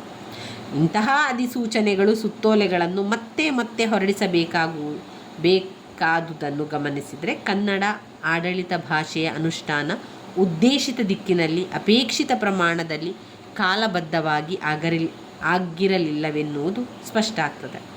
ಪ್ರೋತ್ಸಾಹ ಉತ್ತೇಜನಗಳಿಂದ, ಅಂದರೆ ಕನ್ನಡ ಬಳಸುವ ನೌಕರರಿಗೆ ಪ್ರೋತ್ಸಾಹ, ಬಹುಮಾನಗಳನ್ನು ನೀಡುವುದನ್ನು ಮಾಡಿದಾಗಲೂ ಅಪೇಕ್ಷಿತ ಪ್ರಯೋಜನವಾಗದಿದ್ದ ದಾಗ ಶಿಕ್ಷೆಯ ಅಸ್ತ್ರವನ್ನು ಉಪಯೋಗಿಸಲು ಸರಕಾರ ಮುಂದಾಗಿತ್ತು. ಕನ್ನಡ ಬಳಸದಿರುವುದು ಶಿಕ್ಷಾರ್ಹ ಅಪರಾಧವೆಂದು ಪರಿಗಣಿಸಲಾಯಿತು. ಕನ್ನಡ ಬಳಕೆಯ ಬಗ್ಗೆ ಸರಕಾರಕ್ಕೆ ಸಲಹೆ ಸೂಚನೆಗಳನ್ನು ನೀಡಲು ಸಮಿತಿ ಪ್ರಾಧಿಕಾರಿಗಳನ್ನು ರಚಿಸಲಾಯಿತು. 1983ರಲ್ಲಿ ಕನ್ನಡ ಆಡಳಿತ ಭಾಷಾ ಕಾವಲು ಸಮಿತಿಯ ಅಸ್ತಿತ್ವಕ್ಕೆ ಕೂಡ ಬಂತು. 1990ರಂದು ಅದನ್ನು ಕನ್ನಡ ಅಭಿವೃದ್ಧಿ ಮಂಡಳಿಯಾಗಿ ಪುನರಾರಚಿಸಿತು. 1992ರಂದು ಕನ್ನಡ ಅಭಿವೃದ್ಧಿ ಪ್ರಾಧಿಕಾರ ಸ್ಥಾಪನೆಯಾಯಿತು. ಈ ಸಮಿತಿ ಪ್ರಾಧಿಕಾರಗಳು ಕನ್ನಡ ಬಳಕೆಯ ಬಗ್ಗೆ ಅಧಿಕಾರಿ ನೌಕರರಿಗೆ ತಿಳುವಳಿಕೆ ನೀಡುವುದರನ್ನು, ಉದಾಸೀನತೆ ಅವಜ್ಞೆ ತೋರಿದಲ್ಲಿ ಎಚ್ಚರಿಕೆಗಳನ್ನು ನೀಡಿ ಆಡಳಿತ ಕನ್ನಡ ಬಳಕೆಯ ಪ್ರಗತಿಗಾಗಿ ಶ್ರಮಿಸಿವೆ. ಇಷ್ಟಾಗಿಯೂ ಸಮಗ್ರ ಆಡಳಿತದಲ್ಲಿ ಸಂಪೂರ್ಣ ಕನ್ನಡ ಎನ್ನುವುದು ಇನ್ನೂ ತಲುಪಲಾಗದ ಗುರಿಯಾಗಿಯೇ ಉಳಿದಿದೆ ಎನ್ನುವಂಥದ್ದು ತಿಳಿಯಬೇಕಾಗಿದೆ. ಇವೆಲ್ಲವೂ ಕೂಡ ನಮಗೆ ಆಡಳಿತ ಭಾಷೆಯಾಗಿ ಕನ್ನಡ ಬೆಳೆದು ಬಂದ ದಾರಿಯಲ್ಲಿ ನಾವು ಬರಿತಾ ಹೋಗಬೇಕಾಗಿರುವಂಥ ವಿಚಾರ. ಆಡಳಿತ ಭಾಷೆಯಾಗಿ ಕನ್ನಡ ಬೆಳೆದು ಬಂದ ದಾರಿ, ಈ 3 ಪಾಯಿಂಟ್ಸ್ಗಳನ್ನು ನಿಮಗೆ ಬೇಕಾದ ರೀತಿಯಲ್ಲಿ ಅಥವಾ ನಿಮಗೆ ಅರ್ಥವಾದ ರೀತಿಯಲ್ಲಿ ವಿವರಿಸ್ತಾ ಹೋಗಿ. ಇಲ್ಲಿ ನಾನು ಅವರು ಕೊಟ್ಟಿರುವಂಥದ್ದನ್ನೆಲ್ಲ ನಿಮಗೆ ನಾನು ಓದಿ ತಿಳಿಸಿದ್ದೇನೆ. ಇದರಲ್ಲಿ ಎಲ್ಲವನ್ನು ಕೂಡ ಬರಿಬೇಕು ಅಂತ ಇಲ್ಲ. ಇದರಲ್ಲಿ ಕೆಲವೊಂದು ಮುಖ್ಯವಾಗಿರುವಂಥ ವಿಚಾರ ಆಗಿರ್ಬೋದು ಅಥವಾ ನಿಮಗೆ ನೆನಪಲ್ಲಿ ಉಳಿಯುವಂಥ ಕೆಲವು ವಿಚಾರಗಳನ್ನು ನೀವು ಬರಿತಾ ಹೋದರೆ ಆಯಿತು. ಇವಿಷ್ಟು ತುಂಬಾ ಮುಖ್ಯವಾಗಿರುವಂತಹ ಪ್ರಶ್ನೆಯಾಗಿದೆ.